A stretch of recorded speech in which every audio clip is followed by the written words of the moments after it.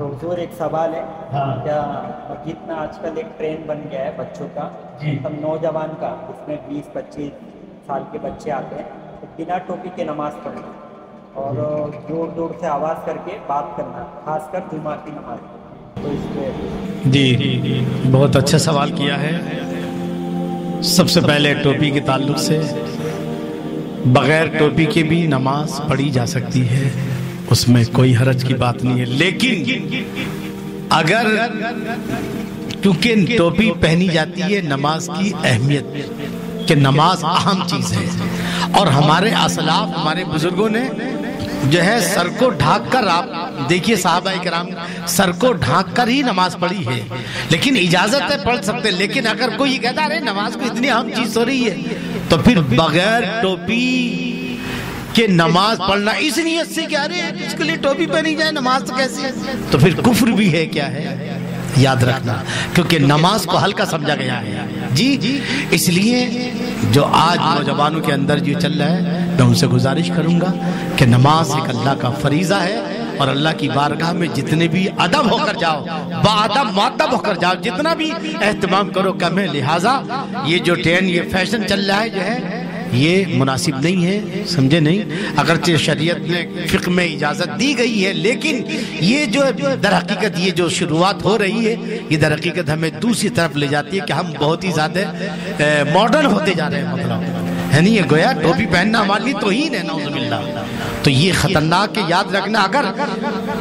نماز پڑھی گئی کیا رہے نماز کے لیے کوئی ٹوپی پہنی جائے یار ہمارا ہم کیسے لگیں گے، تو یاد رکھنا اس نیت سے کہ نماز کوئی اہم چیز نہیں، بغیر ٹوپی کے نماز پڑھنا کفر ہو جائے گا، یہ بات یاد۔ اس لیے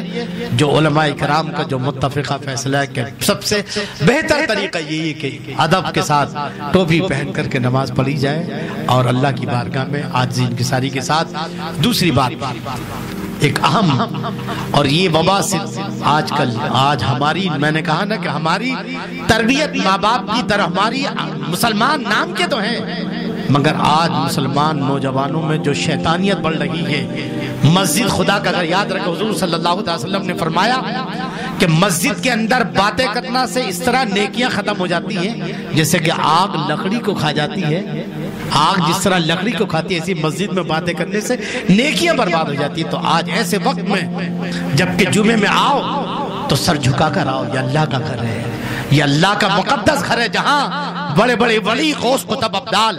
اللہ سے ڈرتے ہوئے مسجد میں آتے ہیں، ہم گناہوں کے ساتھ آ رہے ہیں، لہٰذا یہ دلیری دکھانا، یہ شیطانیت دکھانا، میں ان لوگوں سے بھی کہوں، نوجوانوں سے کہوں گا کہ اگر اپنی آخرت برباد ہونے سے بچانا چاہتے ہو تو اس شیطانیت کو ختم کرو، مولانا جو بھی بیان کریں خاموشی کے ساتھ سنو، شاید کوئی بات آ جائے اور عمل کر لو، دنیا آخرت سمجھ جائے۔ یہ باتیں کرنا، میں تو کہتا ہوں کہ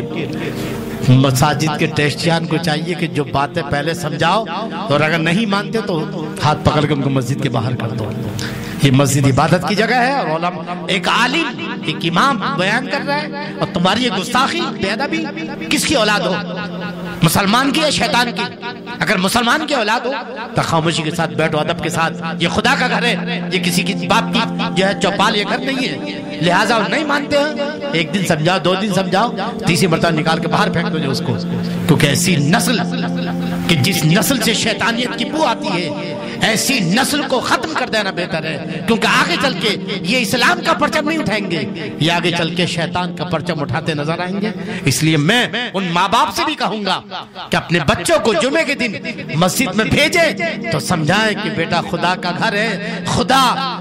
جو ہے اگر اس کو بندے کا عمل پسند آ جائے تو وہ جنت میں بھیج دیتا ہے، اور اگر پسند آئے تو وہ جہنم میں بھی ڈال دیتا ہے۔ اس لیے اللہ کے گھر میں ڈرتے ہوئے میں اکثر کہتا ہوں تم اپنے گھر کے شہنشاہ ہوگے، یہ گھر شہنشاہوں کے شہنشاہ کا گھر ہے، لہٰذا جھک کر نگاہوں کو نیچی کرتے ہوئے اپنے گناہوں کے احساس کے ساتھ اس کی بارگاہ میں حاضر ہے، اللہ ہم گناہوں کے ساتھ تیری بارگاہ میں حاضر ہیں۔ یہ دلیری، یہ شیطانیت کہیں ہمیں جو ہے دنیا آخرت دونوں میں تباہ و برباد نہ کر دے، لہٰذا ماں باپ کا بھی فریضہ ہے کہ اپنے بچوں کو سمجھائیں، اور میں نوجوانوں سے بھی کہوں گا وہ دن دور نہیں ہے ہمارے نگاہوں کے سامنے کتنے نوجوان ایکسیڈنٹ میں روزانہ بڑھتے ہیں.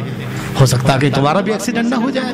اللہ کو یہ بات ناپسند ہو اور تمہارے وجود کو جو ہے اٹھا لے. اس لیے اللہ سے ڈرو, ہر چیز اس کے ہاتھ میں, وہ چاہے تو ابھی اسی وقت ہمارے وجود کو ختم کر دے. اس لیے اللہ سے ڈر کر زندگی گزارے. اللہ سے دعا کرے اللہ ہم سب کو جو ہے اپنے حبیب